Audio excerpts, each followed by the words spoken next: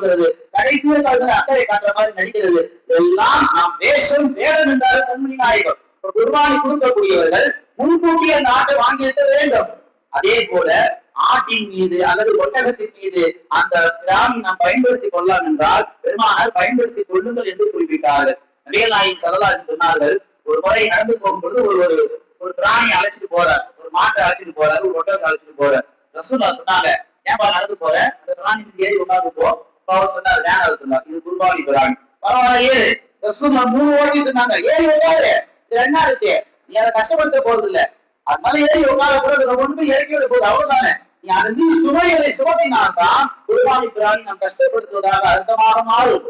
குர்பானி பிராணிகள் வீடுகளை வளர்க்கக்கூடியவர்கள் அதன் மீது முதல் அக்கறை விதைத்தால்தான் அதனிடத்தை நாம் வேலைகளை வாங்க முடியும். 2 நாள்ல வாங்கி வந்துட்டு நீங்க வேலைகளை விதைச்சீங்கன்னா அது உங்களுக்கு வேற விஷயம். குர்பானி பிராணிகள் அனுமதிக்கப்பட்ட குறைகள் என்று நாம் பார்க்கிற பொழுது சல்லாசன் சொல்லி காமிப்பார்கள், பிறப்பிலே ஒரு ஆடு ஒரு காது இல்லாம இருக்கு, அது ஒரு காது சீராக இருக்கு, பரவாயில்ல, ஆடை குர்பானி கொடுக்கலாம், பிறப்பிலே இருக்கு, அது ஒன்றும் செய்ய முடியாது. அடுத்த ரசூலுல்லாஹ் சொன்னார்கள், ஒரு உறுப்பில் 3ல் 1 பகுதி அது சிறிய அளவில் இருக்கு, அது காதோ நாக்கோ வாலோ 3ல 1 பங்கு சிறிய அளவு இருக்கு, அந்த பிராணியை செய்யலாம், குர்பானி கொடுக்கலாம். 3ஆவதாக சொன்னார்கள், மலட்டு தன்மை கலந்த காயடிக்கப்பட்ட ஒரு மாட்டை குர்பானி கொடுக்கலாம். 4ஆவதாக பிறப்பிலே ஒரு ஆட்டுக்கோ மாட்டுக்கோ கொம்பு இல்ல, அது கொம்பு உடைஞ்சிருக்கு, அப்படிப்பட்ட ஆட்டை குர்பானி கொடுக்கலாம். அந்த ஆடு நோய் இல்லாமல் இருக்க வேண்டும், அந்த ஆடு கர்ப்பமாக இருந்தால் பால் கறக்காமல் இருக்க வேண்டும். இப்படி எல்லாம் இருந்தால் அந்த ஆட்டை குர்பானி கொடுப்பதில் யெகோவின் கருத்தின்படி ஜாயிஸ். குர்பானி கொடுப்பதற்கான குறைகள் உள்ள பிராணிகளை கொடுக்கலாம் என்ற தலைப்பின் கீழ் இவைகளெல்லாம் பதிவு செய்கிறார்கள்.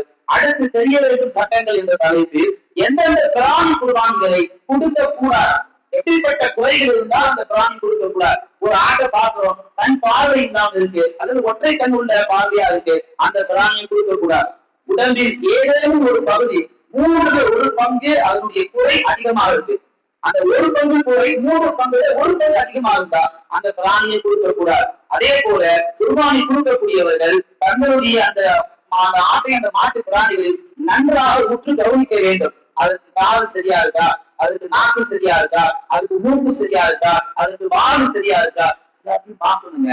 அப்படி இடுப்புல 2 கட்டையை சொல்லிக்கிட்டு அங்க போய் அப்படியே வரைய பேசி ஆட்டை ஏற்றிட்டு வரதில்ல, நன்றாக உற்று கவனித்து தலையிலிருந்து கால் கட்டை வரைக்கும் அந்த பிராணி குறையில்லாத பிராணியாக அழைத்து வருவது குர்பானி கொடுப்பவர்கள் மீது கட்டாய கடமை. அப்படி குறைவுள்ள பிராணிகளை கொடுத்தால் அது குர்பானி ஏற்றுக்கொள்ளப்படாது. கடைசியாக சொன்னார் ரசூலுல்லாஹ், திருட்டு குர்பானி பிராணி கொண்டு விட்டுட்டார், அங்க போனா அவர் தான் அந்த ஆட்டுக்கு சொந்தக்காரர் மாதிரி இருக்கிறார், ஆட்டை திருடி கொண்டாந்து விட்டுட்டார், இவர் தெரியாம வாங்கி கொண்டார். அடுத்ததுக்கு பின்னால் தெரிகிறது திருட்டு குர்பானி ஆட்டை ஒருவரிடத்துல விட்டு விட்டார், அந்த ஆட்டை குர்பானி கொடுத்த. தெரியாமல் கொடுத்திருந்தால் இவர் குர்பானி கூடிவிடும். ஒருவர் தெரிந்தே ஒரு ஆட்டை கம்மி விலைக்கு சில பேர் விற்பாங்க திருடி, அதை தெரிஞ்சே வாங்காந்து கொடுத்தா அந்த குர்பானி கூடாது. அதே போல குர்பானி வயது ஆறாக இருந்தால் 1 வருஷம் கம்பல்சரி பூர்த்தி ஆயிருக்கணும், மாடாக இருந்தால் 2 வருஷம் பூர்த்தி ஆயிருக்கணும், ஒட்டகமா இருந்தால் 5 வருஷம் பூர்த்தி ஆயிருக்கணும். 6 மாச குட்டி பார்த்த 1 வருஷமாவது இருக்கா, தாராளமாக அந்த ஆட்டை குர்பானி கொடுக்கலாம். குர்பானி பிராணி கொடுக்கக்கூடியவர்கள் அந்த ஆட்டையோ மாட்டையோ ஒட்டகத்தை அறுத்ததுக்கு பின்னால் உடனே அதனுடைய தோலை உரிக்க கூடாது. நிறைய பேர் பண்ற தப்பு என்னன்னா, ஆஜ் குர்பானே ஜல்தி பகானே ஜல்தி காவ் ஜல்தி குர்னானே, இன்னைக்கு பெருநாளா இருக்கு, சீக்கிரமா சமைக்கணும், சீக்கிரமா சாப்பிடணும், சீக்கிரமா ஊரை போய் சுத்தி பார்க்கணும், சுய சந்தோஷத்துக்காக ஆட்டை குர்பானி கொடுத்தவர்கள் அதன் உயிர் அடங்குவதற்கு முன்னால் நீ தோலை உரிச்சினா அதுதான் உன் தோலை மறுமையில் உரிப்பான் கண்மணி நாயகம். அந்த ஆட்டினுடைய உயிர் நாடி ஒட்டுமொத்தமாக அது அமைந்து வேண்டும். உணவு போரா, தத்துவ போரா, சுவாச போரா, இந்த 3ஐயும் தெரிந்தவர்கள் தான் அதை அறுப்பதற்கு முன்னாடி வரணும். நான் ஆறுக்கிறேன் வந்துடக்கூடாது, வெங்காய கத்திரிக்காய் அறுக்கிற மாதிரி. அந்த 3 சரியாக அறுபட்டால்தான் அந்த ஆடு மாடு ஒட்டகம் நிம்மதியாக உயிரை விடும். 13 மாத குர்பானி இறைச்சி ஹலால் ஆகும். இல்லாவிட்டால் 2ல 1 கட் பண்ணி 1 பிளேட்